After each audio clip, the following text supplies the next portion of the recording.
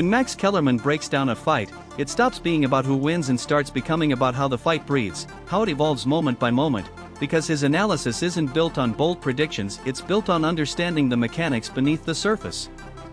And that shift matters even more in a matchup like Naoya Inoue versus Junto Nakatani, because this isn't a fight you can reduce to simple advantages like power or reach. On paper, both fighters bring elite tools, but Kellerman's lens would immediately go deeper into interaction, into how one style subtly disrupts the other over time. He would likely frame it as a battle of imposition versus control. Inoue, with his explosive precision and ability to collapse distance, isn't just attacking, he's constantly trying to force exchanges on his terms, speeding the fight up in controlled bursts. Nakatani, on the other hand, thrives in structure. Managing range, maintaining rhythm, and creating a kind of measured environment where mistakes are harder to come by. So the real question, in Kellerman's style of analysis, becomes, who dictates the conditions, because that's where the fight is likely decided, not in obvious moments, but in the subtle shifts. If Inoue can break that rhythm early, disrupt timing, and create exchanges before Nakatani is set, the fight starts to tilt in his favor. But if Nakatani can stretch the distance, slow the tempo, and keep things predictable on his terms, he forces Inoue into a more calculated, potentially frustrating fight. Kellerman would also focus on the small adjustments that accumulate, how Inoue angles off after combinations, how Nakatani responds under pressure, how each reacts when their preferred rhythm is interrupted. Because at this level, it's rarely one big moment that decides things. It's a series of micro-decisions, each one nudging the fight in a certain direction. Naoya Inoue's dominance doesn't just come from what he does, it comes from what he takes away, because his precision, power, and timing aren't just offensive tools, they're methods of control, ways of shaping the fight so completely that opponents often find themselves reacting instead of acting. What makes it feel almost effortless is how seamlessly he dictates the terms of engagement. He doesn't just land punches. He decides when exchanges happen, where they happen, and how long they last, compressing space when he wants pressure, creating openings before they're even visible, and then capitalizing on them with accuracy that leaves very little margin for error. That's where his real advantage lies, in his ability to impose a kind of structure that isn't rigid, but adaptive and controlled, where the pace, the rhythm, and the positioning all begin to revolve around his choices rather than his opponents'. And once that structure is established, it becomes incredibly difficult to break, because opponents aren't just dealing with his power or speed, they're dealing with a fighter who is constantly one step ahead in the sequence, already anticipating reactions and adjusting before the exchange fully develops. This is why so many of his fights start to look one-sided over time. It's not always immediate, it's progressive. Round by round, he reduces options, disrupts rhythm, and forces opponents into situations where they're no longer comfortable, no longer in control, and that's when his effectiveness becomes overwhelming. In the end, his success isn't just built on physical ability, it's built on ownership of the fight itself, where he doesn't simply participate in the action, he defines it, shaping every moment until the opponent has little room left to operate on their own terms. Junto Nakatani, though, isn't the kind of opponent who tries to outdo Inoue at his own strengths, he's the kind who changes the conditions entirely, and that's where the fight becomes far more complex than it looks on the surface. Through a Kellerman lens, this is where things get interesting, because Nakatani's advantages, his size, reach, and composure at distance, aren't just physical traits, they're tools for disruption, ways of introducing variables that can interfere with the structure Inoue usually imposes. If Inoue thrives on compressing space and dictating exchanges, then Nakatani's objective is the opposite: extend the space, control the tempo, and force patience, turning the fight into something more measured, where entries become riskier and timing becomes harder to read. That's not a direct clash. It's a subtle resistance, where Nakatani doesn't necessarily stop Inoue outright, but makes every step forward more complicated, every exchange less predictable, and that can have a cumulative effect over time. Kellerman would likely point out that this creates moments where Inoue is pushed slightly outside his usual rhythm, not dramatically, but just enough to force adjustments that aren't automatic, and at this level, even small disruptions can matter. The real question then becomes how Inoue responds to those variables. Does he find new angles, new timing, new ways to break through? Or does the added complexity slow him down just enough for Nakatani to establish his own control? Because that's where the fight could turn. Not in a single exchange, but in how each fighter handles those subtle shifts, where Nakatani's goal isn't to overpower Inoue, but to reshape the fight into something less familiar, and in doing so, create opportunities that wouldn't exist under normal conditions. One of the core ideas Kellerman would keep circling back to is distance, because distance isn't just space, it's permission. It determines what a fighter is allowed to do, what options are available, and which strengths can actually come to life. In a fight like Inoue versus Nakatani, distance becomes its own battleground, almost independent of everything else. Inoue needs to close it, collapse it, and turn it into exchanges, where his speed, timing, and combination punching can take over. Nakatani, on the other hand, is trying to preserve it, manage it, and stretch it, keeping the fight at a range where he can see everything coming and respond on his terms. And that's where the real tension lies, not in single punches, but in the constant negotiation of space, where every step forward, every step back, every angle taken is part of a larger struggle to control how the fight is fought. Kellerman would likely highlight how this push and pull isn't static, it evolves. Early on, it might look like small adjustments, subtle footwork battles, but over time, those moments begin to accumulate, shaping the rhythm of the fight. If Inoue starts winning those exchanges of distance, the fight compresses, becomes faster, more dangerous. If Nakatani holds his ground and keeps that space intact, the fight stretches out, becomes more controlled, more tactical. What makes it complex is that neither fighter needs total control. They just need enough control at the right moments, because even brief success in managing distance can open windows for offense or force hesitation from the other side.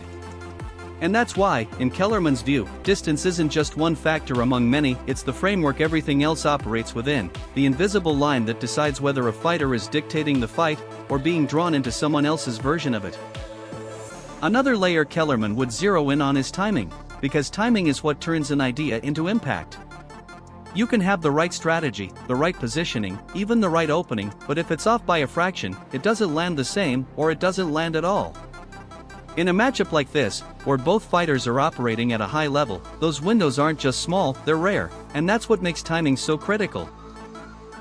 It's not about how often you throw, it's about when you choose to act, catching the moment when the opponent is just slightly out of position, just slightly committed, just slightly vulnerable. For Inoue, timing is often what makes his offense feel so sharp and sudden. He doesn't just create openings, he arrives at them at exactly the right instant, turning brief opportunities into clean, damaging sequences. For Nakatani, timing plays a different role. It's about interruption and control, using well-timed counters or reactions to disrupt rhythm and reset the exchange on his terms. Kellerman would likely point out that this creates a kind of invisible chess match, where both fighters are not just reacting to what's happening, but trying to anticipate when something will happen, and position themselves to take advantage of that exact moment. And because those moments are limited, the consequences are amplified. One well-timed entry can shift momentum. One mistimed exchange can open the door for the other fighter. At this level, timing isn't just a tool, it's often the difference between control and vulnerability. So in the context of this fight, timing becomes the bridge between strategy and reality, the element that determines whether a plan actually works when it matters, and in a contest this close, it's likely to be one of the decisive factors that shapes how everything unfolds. Kellerman would push the conversation one step further with adaptability, because having a style, even an elite one, is only half the equation. At this level, the fight rarely unfolds exactly as expected, so the real edge comes from how quickly and effectively a fighter can adjust when things stop going their way. Both Inoue and Nakatani are highly defined in what they do well, but that's exactly why adaptability becomes so important. Once those strengths collide, something has to give. Or at least shift, and the fighter who recognizes that first, and responds without hesitation, usually gains the upper hand. For Inoue, adaptability often shows up in how he modifies his entries and angles, finding new ways to break through when the initial approach isn't working. He doesn't abandon his style, he reshapes it in real time, keeping the pressure but altering how it's applied. Nakatani's adjustments tend to be more about control and recalibration. Subtle changes in distance, timing, and positioning that can slow the fight down or redirect its rhythm, forcing his opponent to reset and think instead of act freely. Kellerman would likely frame the key question like this: not just who can adjust, but who can adjust faster and with more clarity under pressure, because hesitation at this level is costly. The window to make those changes is often small, and the fighter who seizes it first can start to reshape the fight in their favor. And that's where adaptability becomes decisive, not as a backup plan, but as an active part of the strategy, something that's constantly in motion. In a matchup this tight, it's not the initial game plan that defines the outcome, it's how that plan evolves once it's tested, and who can stay one step ahead as the fight begins to change.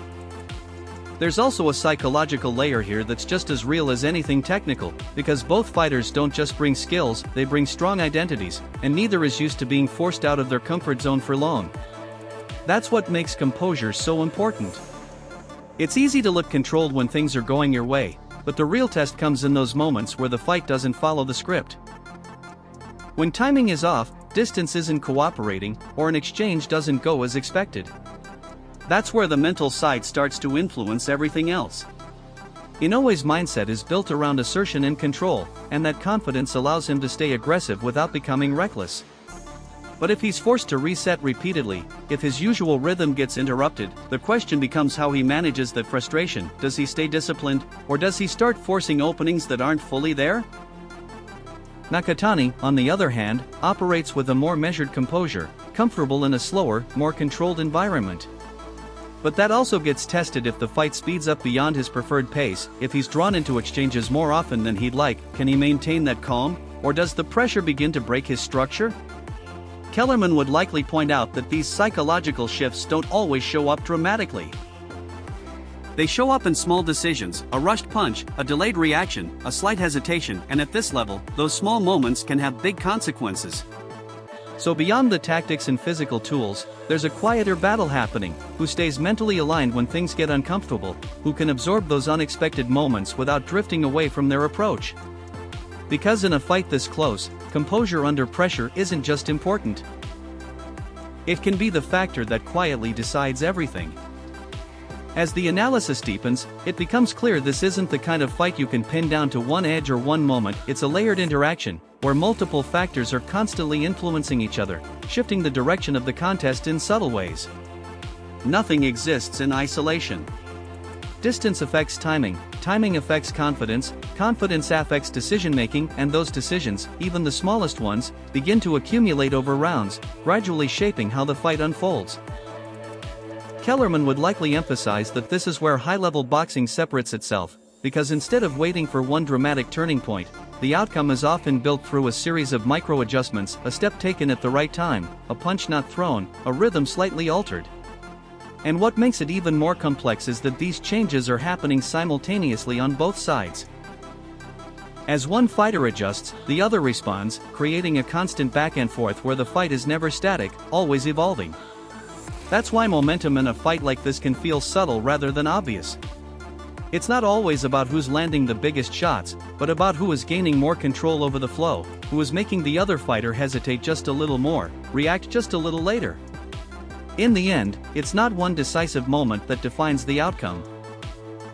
It's the cumulative effect of dozens of small, intelligent decisions, each one nudging the fight in a certain direction, until eventually, one fighter has shaped the contest just enough to make the difference when it matters most. That layered perspective is exactly what makes Kellerman's breakdowns feel different, because instead of reducing a fight to a headline or a pick, he opens it up, showing all the moving parts that exist beneath what most people see. He pulls the viewer away from simple conclusions and into the mechanics of the sport, how distance is negotiated, how timing creates opportunity, how small adjustments ripple through entire rounds. And once you start seeing those layers, it changes how the fight is experienced. A matchup like Inoue versus Nakatani becomes more than just action, it becomes a system in motion, where every exchange has context, every decision has consequence, and even the quiet moments carry meaning. That's what adds depth to the viewing experience, because instead of waiting for something dramatic to happen, you're engaged in the process of the fight itself, watching it evolve in real time, understanding why certain moments matter before they fully reveal their impact. And in doing so, it builds a different kind of appreciation. Not just for who wins or loses, but for how difficult it is to operate at that level, where so much depends on precision, awareness, and the ability to think and act under pressure simultaneously. In the end, that's the value of this kind of analysis. It doesn't just explain the fight, it elevates it, turning it from a sequence of moments into a complex, unfolding narrative where every detail plays a role. And that's ultimately where Kellerman's perspective lands. It strips away the idea of a better fighter in a general sense and replaces it with something more real, who can solve the specific problem in front of them. Because in a matchup like this, skill alone isn't enough. Both fighters have it.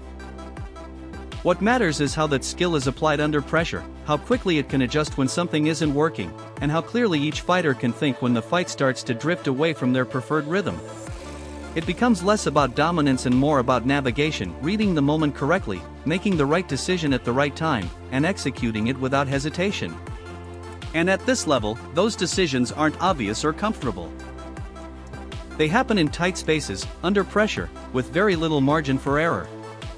That's why adaptability, awareness, and composure all come together here, because the fighter who can process what's happening in real time and respond effectively gains an edge that isn't always visible, but becomes decisive over the course of the fight. In the end, it's not a question of who is better in theory. It's about who performs better within the specific conditions of this fight, who can handle the disruptions, make the necessary adjustments, and stay aligned when it matters most. And that's what defines the outcome, not just ability, but the ability to apply that ability in the exact moments where the fight is being decided. Another layer Kellerman would lean into is positional control, and not in the simple sense of where a fighter is standing, but in how that position is created and what it allows next. Because in high-level boxing, position isn't a location, it's an opportunity structure. Every step, every pivot, every slight adjustment is about arriving in a spot where your options expand while your opponents begin to shrink. And that's what makes it so dynamic. Positions are never fixed, they're constantly being negotiated and redefined in real time through footwork, anticipation, and reading intent before it fully materializes. In a fight like Inoue versus Nakatani, this becomes one of the hidden battlegrounds. Inoue isn't just stepping forward, he's trying to arrive in range at the exact moment where his opponent is least prepared, turning position into immediate offense. Nakatani, meanwhile, is making subtle adjustments. Half steps, slight angles, controlled retreats that are designed to deny that arrival, forcing Inoue to reset before he can fully capitalize. Kellerman would likely point out that this creates a chain reaction. If Inoue consistently secures the right positions, his combinations come more naturally, his rhythm builds, and the pressure compounds. But if Nakatani disrupts those entries and maintains control of spacing, then Inoue's offense becomes more conditional, less fluid, and easier to anticipate. What makes it fascinating is that much of this happens beneath the surface. It's not always visible in big moments, it's in the setup to those moments, the subtle shifts that determine whether an exchange favors one fighter before a punch is even thrown. So in that sense, positional control quietly shapes everything. It dictates what's possible, what's risky, and what's effective, turning the fight into a constant battle over where things happen and what can happen from there, and at this level, that often makes all the difference. Kellerman would zoom in on the transitions, those split-second moments where offense turns into defense and back again, because that's where control is either sustained or stolen. It's not just about throwing or blocking, it's about what happens immediately after, when a fighter is most exposed or most ready to capitalize. At this level, those transitions are almost invisible in real time. A punch lands or misses, and within a fraction of a second, the fighter has to decide. Reset, continue, defend, or counter. That decision, and how cleanly it's executed, often determines whether momentum keeps flowing or suddenly flips. For Inoue, this is crucial because his style is built on layered offense. He doesn't just throw combinations, he chains actions together, expecting to stay in control even after the initial exchange. But that only works if his transitions back into defense are sharp, if he can exit or reset without leaving openings, especially against a fighter who's comfortable countering at range. Nakatani's side of this equation is different but just as important. His control relies on maintaining structure, but when that structure is broken, when Inoue gets inside or forces an exchange, his ability to transition from control into immediate response becomes the test. Can he defend and counter in the same motion, or does he get stuck reacting a step too late? Kellerman would likely frame this as a battle of continuity. The fighter who can move cleanly from one phase to the next, attack to defense, defense to counter, counter back to control, without hesitation is the one who keeps the fight on their terms. Because in a matchup this tight, vulnerability doesn't usually come from obvious mistakes. It comes from imperfect transitions, those tiny gaps between actions where timing breaks down. And if one fighter consistently manages those moments better, they don't just win exchanges, they start to own the flow of the fight itself. Another idea Kellerman would stress is cumulative impact, because fights like this are rarely decided in one explosive moment, they're shaped in layers, through small, repeated successes that slowly tilt everything in one direction. A clean jab that disrupts rhythm, a well-timed step that forces a reset, a sequence that lands just enough to score an exit on their own, these moments might seem minor. But over rounds, they begin to add up, influencing not just the scorecards, but the confidence, timing, and options available to each fighter. In a matchup like Inoue versus Nakatani, where both are capable of adjusting, that accumulation becomes even more important. Big moments might be rare or neutralized quickly, so the fight is likely to be decided in the in-between spaces. Who is consistently landing first, who is controlling position more often, who is limiting the other's opportunities just enough to create a gap.